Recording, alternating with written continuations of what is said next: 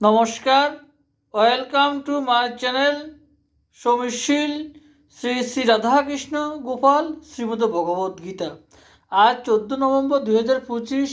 আমি বৃহৎ আদি মৎস্য পুরাণ সপ্তম অধ্যায়ের মদন দ্বাদশীর ব্রত উপবাসের 27 পৃষ্ঠার কিছু অংশ পাঠ করছি।